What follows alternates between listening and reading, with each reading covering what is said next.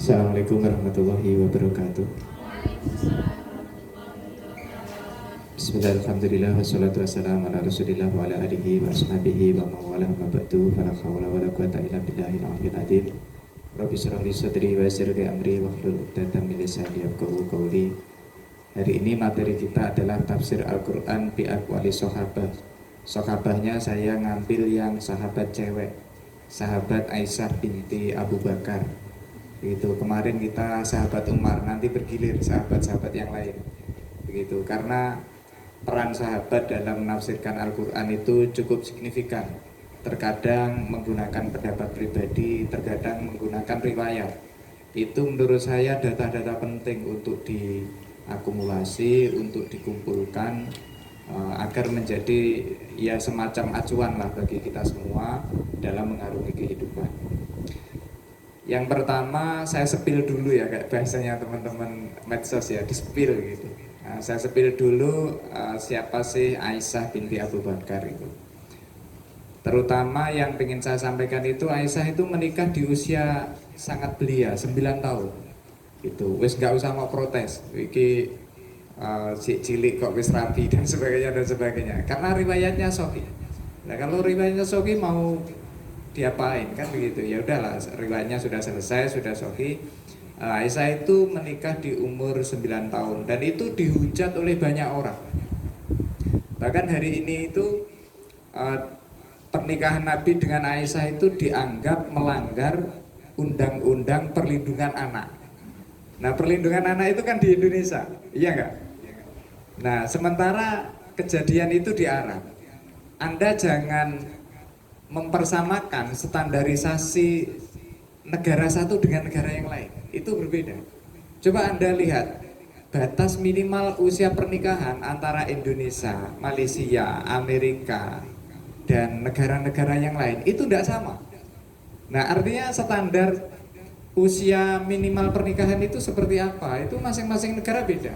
Apalagi beda waktu, 1400 tahun yang lalu. Nah, itu tentu akan sangat berbeda. Saya pernah membaca bukunya Thomas Stamford Raffles, The History of Java, Sejarah Jawa. Nah, di Raffles itu cukup unik datanya. Waktu Raffles menulis buku itu 1414, tahun 1414. Nah, itu Masehi, bukan Hijriah ya. Raffles itu menyatakan begini, orang Jawa dulu nikahnya itu di bawah umur. Cewek itu 13, 12, 13 tahun. Rata-rata segitu. Cowoknya 16. Nah, itu yang saya maksud. Kalau Anda mengkritik Nabi, itu Anda harus melek juga. Jawa dulu kayak gitu. Dan itu catatannya Raffles. Dia adalah menteri gubernur Jawa untuk pemerintahan Inggris pada masa itu. Dia mencatat usia pernikahan anak di Indonesia itu juga relatif di Jawa ya, bukan di Indonesia karena belum ada Indonesia. Indonesia kan 1945. Itu 13 tahun itu sudah menikah. Nah, Aisyah itu umurnya 9 tahun menikah ketika dengan Nabi. Apa dibalik semua itu? Jadi begini teman-teman, Aisyah itu adalah orang yang satu-satunya meriwayatkan hadis tentang awalul haid. Hadisnya sahih, riwayatnya Bukhari. Satu-satunya. Andai kata Nabi itu membicarakan gituan, membicarakan persoalan kewanitaan dengan mahasiswa Winsa, itu kan dia aneh-aneh. Loh, ngapain Nabi kok membicarakan gituan dengan orang lain? Tetapi kalau membicarakannya itu dengan istrinya sendiri, itu kan wajar. Nah, seandainya hadis awalul haid itu tidak ada Aisyah, itu akan cukup merepotkan. Karena memang awalul haidnya itu 9 tahun. Nah, dasarnya dari riwayat Aisyah itu. Karena Nabi sebagai orang yang punya legitimasi untuk ketetapan hukum. Nah, maka akan sangat janggal kalau yang meriwayatkan hadis adalah orang lain. Tapi kalau Aisyah ya cocok karena istrinya sendiri. Kemudian yang kedua, fakta sejarah yang menarik dari Aisyah itu, meskipun Nabi itu menikah dengan Aisyah, waktu itu Aisyah umur 9 tahun, waktu itu masih umum. Jadi nikah 9 tahun itu umum. Kalau tidak percaya sama baca sejarah.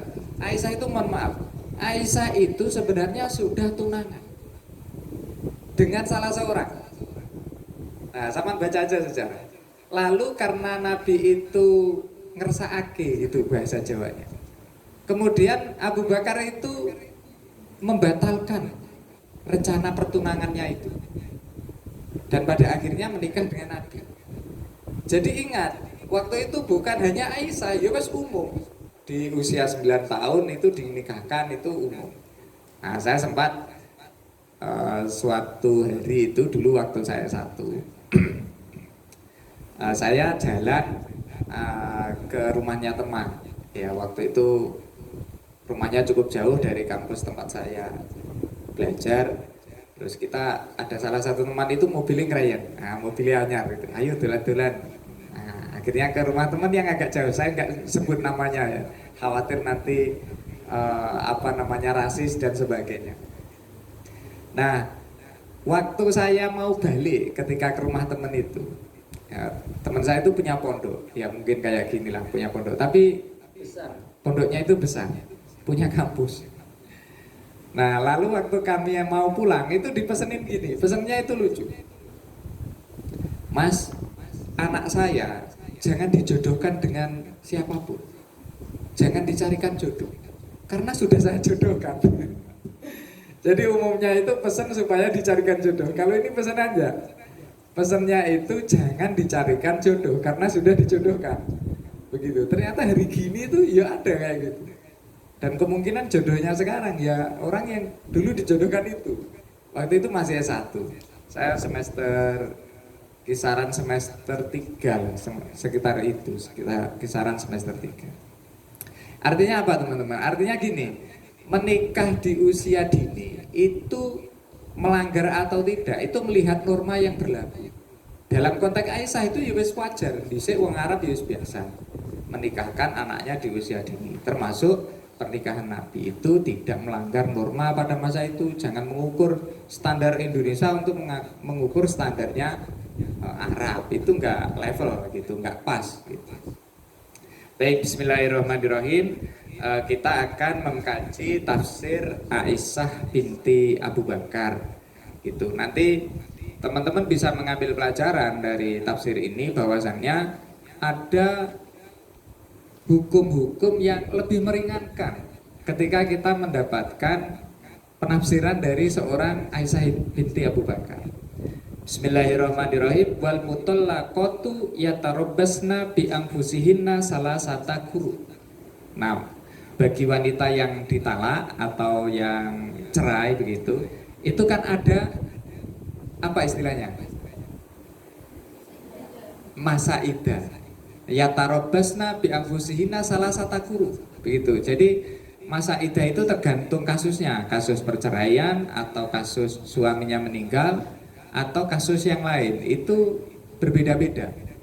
Karena itu kalau ini wal mutallaqatu yatarabbasna bi anfusihinna salasata quru. Salasata quru itu maknanya 3 quru. Kenapa saya maknai quru saja, tidak langsung maknanya apa? Karena begini, bahasa Arab itu ada satu kata yang maknanya itu ganda, namanya mustarok. Itu, misalnya begini di bahasa Indonesia itu, saya bisa menulis. Nah, bisa menulis. Kemudian yang kedua itu begini, dia terkena bisa ulang. Ada kata yang sama, bisa. Yang pertama tadi maknanya apa? Saged atau mampu. Saya bisa menulis. Yang kedua maknanya racun. Nah, itu sama-sama bisa. Nah, kalau kalimatnya nggak sama urut nih, itu yo kacau itu. Saya bisa menulis, saya terkena racun menulis. Nah, kan itu nggak karu-karuan. Nah, makanya harus disesuaikan kalimatnya. Nah, kuru itu delalah satu kata itu memang mengandung 2 makna. Yang pertama maknanya khair. Kalau menunggu 3 head berarti ya sama hitung dari head pertama, kemudian suci, kemudian head yang kedua, kemudian suci, kemudian head yang ketiga. Nah itu baru setelah itu boleh menikah.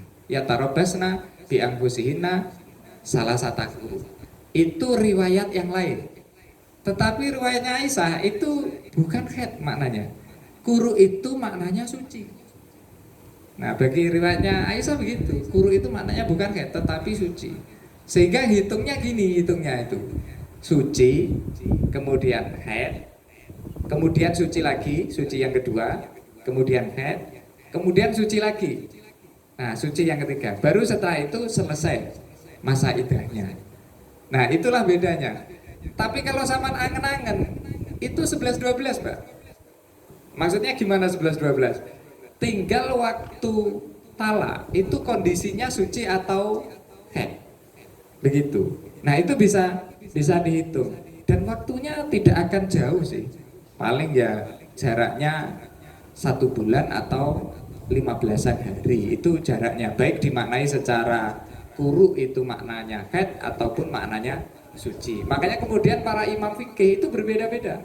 Ada yang mengatakan kuru itu maknanya haid, ada yang mengatakan maknanya suci. Sebenarnya dua-duanya itu boleh. Tinggal argumentasinya dirujuk kemana. Nah, kalau rujuknya ke Aisyah maknanya suci. Begitu. Nah, maka makna salah satu itu adalah 3 kali suci. Wala takrobuhunna, dan janganlah kalian mendekati istri. Nah, itu ceritanya begini teman-teman. Dulu itu orang-orang Yahudi kalau istrinya sedang datang bulan itu mohon maaf, baturi mangan nih ragilem, nemeni makan itu loh nggak mau. Bahkan tidurnya itu disuruh di luar. Wah, itu kan keterlaluan nih. Wah, itu terlalu jauh ini. Ada juga yang ketika istrinya datang bulan itu ya dilosnya ya gitu. Yang satunya terlalu mengucilkan, yang satunya lagi dilos nih. Nah, akhirnya Islam itu turun tengah-tengah. Dalam arti ya jangan gitulah, masa makan tidak ditemani gitu, tidak mau bersama, tidak mau serumah, itu kan berlebihan. Makanya kemudian Islam itu paling enak, syariatnya itu paling enak. Jadi di satu sisi untuk memudahkan, di sisi yang lain juga jangan kebablasan gitu. Nah, akhirnya begini, makna wala takrobuhunna, jangan mendekati wanita itu maksudnya wanita yang haid. Itu makna dari Aisyah itu cukup keren menurut saya. Umumnya ulama itu pendapatnya begini, Pak. Jangan mendekati wanita itu baina surah wa rukbah, di antara pusar dan lutut, begitu. Di antara pusar dan lutut itu yang tidak boleh didekati. Tetapi di dalam riwayat Aisyah itu ila farja, ya mahalu syahidnya saja yang tidak boleh. Selain itu boleh. Begitu loh. Kenapa kok sampai sebegitu intimnya persoalan itu? Ya karena Aisyah itu istri Nabi. Coba kalau yang meriwayatkan gitu bukan istrinya Nabi, kan lucu. Begitu. Masa Nabi bicara gituan dengan wanita lain, itu kan lucu juga. Nah, kebetulan dalam hal ini riwayatnya ada 2. Pertama riwayatnya Aisyah, yang kedua riwayatnya Hafsah binti Umar. Dua-duanya istrinya Nabi. Wes pokoknya urusan ngono-ngono kuwi, Mbak, itu riwayatnya Aisyah. Itu. Karena apa? Karena sensitif kalau ini disampaikan oleh orang lain, dan itu legitimasinya dari Nabi. Lalu yang ketiga, fatayamamu so'idan. Kalau sampean kesulitan dalam menemukan air itu kan biasanya tayamum, begitu kan di pelajaran-pelajaran fikih. Atau sampean kademen, boleh Pak. Misalnya sampean dolan yang Bromo itu ya wadem kayak sholat subuh. Itu sampean wudu itu kayak nyanggut banyu es. Karena dinginnya luar biasa. Nah, teman-teman saya waktu sana tayamum kesewen ya gitu ya. Tayamum akhirnya nggak dingin karena apa yang digunakan medianya bukan air tetapi medianya debu. Nah, debu itu begini yang dipakai untuk tayamum. Debu yang dipakai tayamum itu turabun kana lahu hubarun. Debu yang ada debu. Nah, iya debu yang ada debu. Karena gini, bahasa Indonesianya itu tidak ada, Mbak. Tapi bahasa Jawanya ada. Turab itu maknanya debu. Kalau bahasa Jawanya itu ya lebu. Hubar itu maknanya bleduk. Itu dalam bahasa Jawanya itu ada bleduk. Bahasa Arabnya ada, bahasa Jawanya ada. Bahasa Indonesianya tidak ada. Ya wis ngono ki terjemah. terjemah itu tidak akan mampu mengakomodir 100% makna bahasa asli. Itu bahasa apa, Bu? Kalau diterjemahkan gitu, tidak bisa. Gitu. Dia kemarin ke rumah saya. Kalau sama terjemahkan bahasa Arab, dia yang dimaksud itu laki-laki atau perempuan? Kan begitu, masih ada pertanyaan laki-laki atau perempuan. Terus kemudian kalau sama terjemahkan bahasa Inggris juga begitu. Sebentar, dia ini laki-laki atau perempuan? Karena menentukan kata yang akan dipakai. Tapi kalau bahasa Indonesia akan los-losan ayo, dia kemarin ke rumah saya gitu kan. Nah, itu namanya bahasa yang diterjemahkan itu tidak mampu mengakomodir 100% makna bahasa asli. Nah, dalam kasus ini turobun kanalahu gubarun itu gini, Mbak. Kalau sampean jalan. Nah, misalnya di situ ya. Di situ ada pasir. Itu sampean ambil pasir itu, sampean naikkan ke atas gini. Lalu yang ada dua, yang jatuh ke bawah dan ada juga yang berterbangan. Yang jatuh ke bawah itu namanya turab. Nah, yang jatuh ke bawah. Yang berterbangan itu namanya gubar. Yang dipakai tayamum yang gubar itu, yang berterbangan itu. Makanya sama kalau khawatir menyentuh air misalnya dingin atau dalam keadaan seperti apa, maka boleh menggunakan tayamum.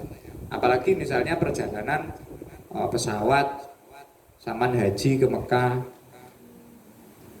amin itu ya. Nah, itu kan perjalanannya berjam-jam, puluhan jam, 11 mungkin 11 sampai 14 jam itu. Nah, akhirnya apa media yang digunakan? Gak mungkin saman menggunakan air. Ya entek Mbak, saat pesawat tinggi wong wudu, wong sak pesawat kabeh ya ruwet, nah, gitu ya. Akhirnya apa ya, tayamum itu di jendela pesawat itu masih ada berkas-berkas debu. Nah, itu yang bisa dipakai untuk tayamum. Nah, dasarnya apa? Riwayatnya Aisyah. Nah, begitu. Jadi Al-Qur'an itu Al-Qur'an itu fatayamamu so'idan. Maka bertayamumlah dengan debu yang baik. Dalam fikih itu turabun kanalahu gubarun yang saya sampaikan tadi. Nah, itu riwayatnya Aisyah begini. Saya riwayat yang lain. Riwayat yang lain itu boleh tayamum itu karena jarah. Ada tahu jarah? Ada yang ilmu hadis nggak? Nah, apa namanya jarah itu? Cacat atau luka, Mbak. Jadi misalnya ada orang di sini kena luka.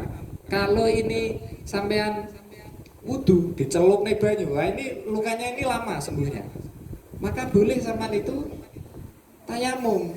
Itu yang pertama, maknanya boleh tayamum satu karena adanya luka. Yang kedua itu karena riwayatnya Aisyah itu begini, lifakdil ma'i, karena sulitnya mencari air. Ya mungkin sama di pesawat kayak gitu, atau sampean mungkin perjalanan di padang pasir, sulit menemukan sumber mata air, itu boleh menggunakan tayamum. Dan itu riwayatnya Aisyah. Begitu. Jadi hukum itu memudahkan, bukan untuk mempersulit. Karena apa? Karena ya tujuannya supaya semua bisa mengamalkan sesuai aturan dan bisa mengamalkan. Boleh lifaktirma, sulit mencari air. Utawa ketiga duwowo eman-eman. Kalau airnya itu digunakan untuk berwudu. Karena apa? Karena dipakai minum aja masih kurang misalnya kayak gitu. Nah, itu boleh. Itu riwayatnya Aisyah. Yang kita pakai itu sebenarnya riwayatnya Aisyah. Nah, yang keempat itu di dalam surah Al-An'am 145 itu ada redaksi begini, audaman masfuhan, atau air yang audaman masfuhan, atau darah yang mengalir. Jadi yang dikatakan haram itu darah yang mengalir, Mbak. Misalnya begini, dulu orang-orang Arab itu mirip juga sama yang dilakukan oleh orang-orang di sekitaran saya dulu. Jadi begini, di dalam bahasa Jawa itu ada istilah didih. Ngerti didih? Didih itu darah yang diambil dari sembelihan hewan. Misalnya pas hari raya Idul Adha itu kan nyembelih kambing, nyembelih sapi. Nah, itu darahnya itu ditadai, Mbak. Dikasih wadah, di ember atau apa gitu. Lalu setelah itu dimasak. ada yang digoreng. Jadi dibiarkan dulu biar biar apa namanya? Biar menggumpal. Setelah menggumpal itu diirisi, setelah itu digoreng. Nah, itu namanya didik. Nah, itu haram, Mbak. Quran itu menyebutnya audaman masfuhan, darah yang mengalir. Itu haram. Semuanya menerima, semua madhab menerima audaman masfuhan, darah yang mengalir itu haram. Nah, itu tidak boleh. Kalau kita melihat ya orang yang melakukan demikian kita amalkan sesuai hadis Nabi aja. Misalnya dengan cara man ra'a minkum mungkaron falyughayyirhu biyadihi. Nah, kalau sampean mampu ojo ngono. Nah, itu kita bisa mengambil tindakan. Itu kalau sampean mampu. Kalau tidak mampu au bilisanihi. Mas, ojo mau tadai, enggak usah. Itu haram. Nah, misalnya itu kalau kita mampu dengan lisan. Atau kalau tidak mampu man ra'a minkum mungkaron falyughayyirhu biyadihi au bilisanihi au biqalbihi. Kalau enggak mampu ya minimal hati kita itu menolak kalau itu sebenarnya perbuatan yang haram, begitu, perbuatan yang tidak boleh. Atau kalau tidak, yang terakhir itu bahwa at'aful iman, menolak di dalam hati itu iman yang paling lemah, begitu. Jadi kalau Anda melihat kemungkaran, ya minimal itu hatinya berontak, begitu. Jangan setuju, kalau setuju ya kacau juga itu. Nah, itu yang saya sebut darah yang mengalir itu hukumnya haram. Nah, di dalam riwayatnya Aisyah sepakat bahwa semua darah yang mengalir itu hukumnya haram. Tapi ada pengecualiannya, Pak. Di dalam hadis itu ada pengecualiannya. Illal kabida wattihala. Kecuali hati dan limpo. Gitu. Limpa atau limpo itu tidak apa-apa. Itu boleh. Boleh untuk dikonsumsi. Nah, orang Indonesia kan sering jeroan kayak gitu. Itu hati dan limpa itu sebenarnya darah yang menggumpal. Karena apa? Karena prosesnya alami, prosesnya natural, itu tidak mengapa, boleh itu dikonsumsi. Yang tidak boleh seperti riwayatnya Aisyah adalah darah yang mengalir. Proses penggumpalannya diproses kayak itu tidak boleh. Kayak yang saya sampaikan tadi itu namanya didih. Didih itu haram. Nah, akhirnya apa? Akhirnya statement-statement Aisyah ini menjadi rujukan oleh orang-orang setelahnya. Kenapa riwayat Aisyah itu banyak dirujuk? Persoalannya sederhana, Mbak. Yang hidupnya lama setelah Nabi ya Aisyah. Karena istrinya sudah tua-tua, yang lain itu Aisyah paling muda. Makanya banyak merujuknya ke Aisyah. Dan karena Aisyah ini sebagai sumber hadis, sebagai sumber belajar, dia gurunya para ahli hadis, maka pendidikan di dalam Islam khususnya wanita itu merujuknya ke Aisyah. Begitu. Padahal kita orang Indonesia, kalau tidak disebut Indonesia ya mungkin orang Jawa, wanita merdeka belajar itu kapan mulainya? Kartini. Sebelumnya belum legal formal, Pak. Habis gelap terbitlah terang, itu kan suratnya Kartini. Padahal Islam itu ngasih kebebasan belajar itu sejak awal. Loh, lek ngono lebih maju mana gitu loh. Antara Islam dengan kita. Orang Jawa, orang Indonesia jangan selalu menghujat kekurangan-kekurangan kita, kekurangan-kekurangan Islam. Cobalah kasih kelebihan-kelebihannya. Banyak kok kelebihannya. Begitu. Kita lebih dulu. Misalnya dalam hak kepemilikan harta. Orang Eropa itu abad ke-7, Mbak. Abad ke-7 itu ngasih kebebasan kepemilikan harta. Ratu Elizabeth yang memberikan hak kepemilikan harta. Lah Islam sejak awal itu dikasih hak untuk memiliki harta. Wanita itu full bisa transaksi, bisa memiliki harta kayak gitu full. Dan Eropa itu baru abad ke-7 di era Elizabeth. Itu menurut saya hal-hal yang perlu sampean cermati, bahwasannya jangan menyerang dulu kalau kita tidak tahu argumentasi dan perbandingannya. Mungkin itu pertemuan kita pada malam hari ini, tafsir Aisyah binti Abu Bakar yang menjadi salah satu pelopor tafsir wanita. Di kemudian hari ada namanya Aisyah bintu Santi, itu mufasir wanita juga. dan tidak menutup kemungkinan akan lahir mufasir wanita dari UIN Sunan Ampel Surabaya. Assalamualaikum warahmatullahi wabarakatuh.